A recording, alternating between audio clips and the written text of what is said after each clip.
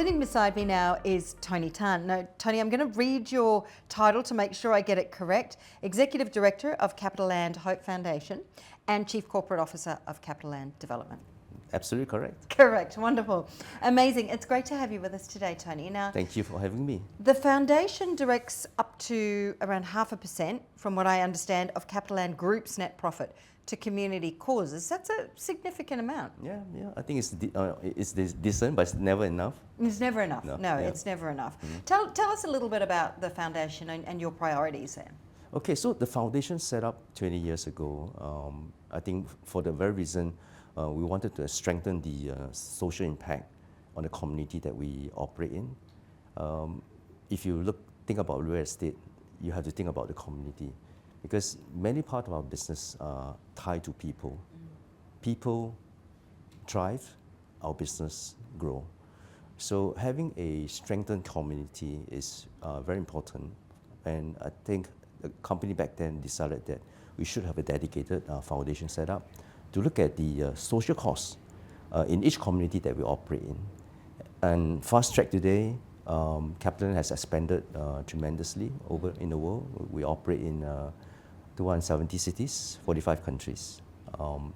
So that gives us a lot more breadth as we deepen in some market, and that's where we are looking at now. This stage of where we are is to looking at how we can scale the social impact in some of the market that we operate in, where we deepen our presence. Yeah. So what sort of initiatives are we talking about when it comes to the communities that you deal with? I mean, which initiatives, I should ask, are closest to your heart? So there are few core themes we look at, still hovering around people. We try to target essentially the most affected part of the community, right? So ranges from student, youth, and all the way to the elderly. So there are different programs for different cities. So for instance, I think we started off in the beginning, the Hope Foundation journey, building schools. So it's called CapitaLand Hope Schools. The program was really to reach out to really disadvantaged community, where the access to education has been a tremendous challenge. We saw that for ourselves. So we started that journey from that way, building schools in pretty rural area. And it's been more than 20 years since we have done that, right? So Fast Track today, I think along the way we evolve as well. We start to look at communities, the wide spectrum of communities, from the young to the elderly. What are the needs that make that community works? Where are the areas that, being part of the community ourselves, we can make a difference? So we tend to be very intentional and very impactful. We involve our entire organization, what we call the ecosystem. So people like employee, involvement of employee in areas like volunteerism is extremely important. So all our programs these days are programs such that we have good participation from our employee, from our stakeholders, including our tenants employee, so that it becomes a very holistic approach, looking at the same community that we are all doing business there. Then there's a lot of relationship that is so symbiotic that in the long run, I think it just makes a lot of sense for both the community to thrive, in a more stable environment, and for us to operate in an environment where it is sustainable. So it brings up that volunteerism, I suppose. Yeah. Do you get a lot of buy-in for that? A lot. So our volunteerism would be high, because it's something that they can relate to, close to where they live. Issues sometimes among their family or the close circles, they feel it.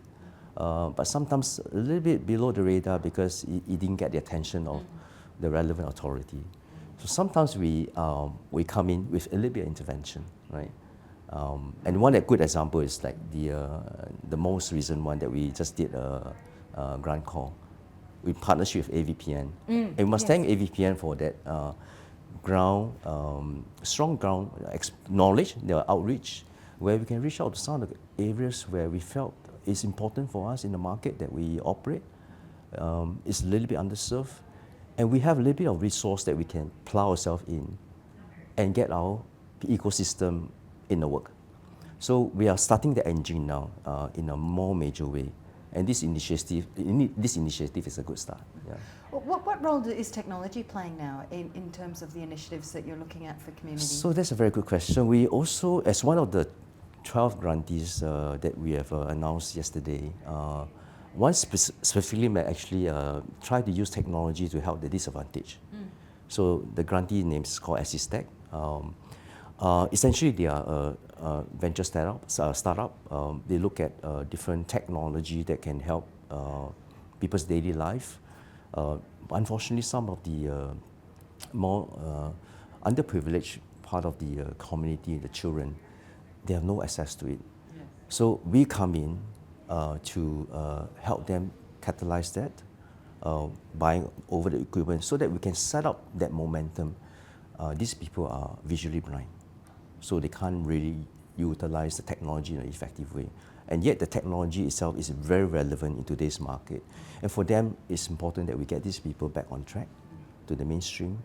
Hopefully, this initiative will play that catalytic role. Yeah. Well, it's been an absolute pleasure talking to you, Tony. Thank you so much for joining us, and I wish you all the best. Thank you a lot. Fantastic initiatives you're working on. Thank you very much.